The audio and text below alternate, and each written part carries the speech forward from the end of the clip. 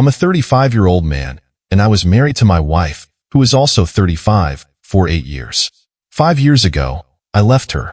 We are child-free by choice, her choice. I had always said we had a good relationship and marriage, but looking back, I see that it was only good for her. Here is my story. I've always been the nerdy type, smart, good grades, but never popular. I come from a very well-off family due to my grandparents' inheritance and some smart investments my parents made. I did not have to go to college or work and could still have a comfortable life, but I loved what I did. I met my wife during my first year in college. She was in my class and was looking for a tutor. She was a scholarship kid. We spent more and more time together, but never on the weekends. I wasn't the outgoing type, and she would still go out on the weekends. After a while, we started going on dates, and after I graduated, we got married. Looking back, she started making decisions for us as soon as we got together. My wife worked the first half of our marriage, but when her company downsized, she got laid off. She became a stay-at-home wife who was not at home that much. She had friends she took trips with, had a lot of lunches and dinners with her friends, and basically spent my money on her well-off lifestyle. While I remember our love life being passionate in the beginning, it's just that, a memory. When I was 29, I was involved in a car crash. They say a drunk driver totaled my car, but I still have no memory of that day. I was in a coma for 2 weeks. After waking up, I had to learn to do a lot of things again. After 4 months, I went back to work. When I came back home, my wife put me in the spare room. She said it had been like that for a while because I was snoring. I kept my mouth shut, but I knew that this was new. The accident somehow gave me clarity of mind. I could see that the marriage had been over for a while, but I still wanted to see if I could save it. Everything I tried failed. What sealed the deal for me was my 30th birthday. I came home, and she was not there. She was having a spa day with her friend. I ordered takeout, watched a movie, and made a decision. I wanted out. The next morning, I had my lawyer start drafting divorce papers. I stopped engaging with her unless absolutely necessary.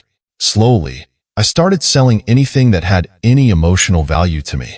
I left all her stuff for her. I bought a new car and left it at a parking garage not too far from our home. 1 month later, all I had left were my clothes, a couple of laptops, a projector, and a portable screen. Everything I needed to work from the road. I did not quit my job. I arranged for it to be completely remote. 2 months after my birthday, I stayed while my wife was at yet another lunch with her girls. I took the new car, packed everything I needed in it, left the divorce papers and a letter on my bed in the spare room, and closed the door to my house for the last time, wondering how long it would take for her to notice. I decided to drive cross-country and visit every place I wanted to go but couldn't because my wife didn't want to.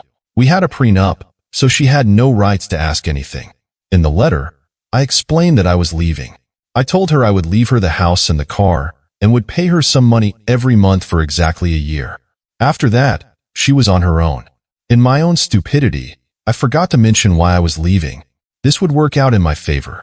10 days after I left, I got a text from my wife asking me where I was and if this was a joke. She called me, but I didn't pick up. I never pick up the phone while driving. I had an automated text sent that said, "I'm driving and will call back later." She sent me text after text after text. That night, I stopped at a motel and decided to read the text before calling her back. First, she was asking if this was a joke, then asking when I would come back, then begging me to come back, not knowing why I left. And then she said something.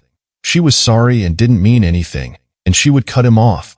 She was having an affair, something I never suspected. I called her cell phone, and she was at her parents'. I learned this tactic from TV. She started yelling at me, and I hung up. I waited 1 minute and called back. She started yelling again, and I hung up again. I waited 2 minutes and called back again. This time, she wasn't yelling, and I started talking. I told her that she was going to let me talk first, and after I said what I needed to say, then she could ask questions. I told her why I left. We were married but living like roommates, not even roommates because they at least acknowledge each other. I didn't remember the last time we had a conversation, the last time we did something together, or the last time we had sex, but I knew it was before the accident. I told her that for a month before leaving. I stopped talking and sold everything I had in the house, and she didn't even notice. It took her 10 days after I left before she noticed I was gone. If she had called me on the day I left, I would have turned around immediately. I ended with, "Thank you for admitting to the affair. I really didn't know about that."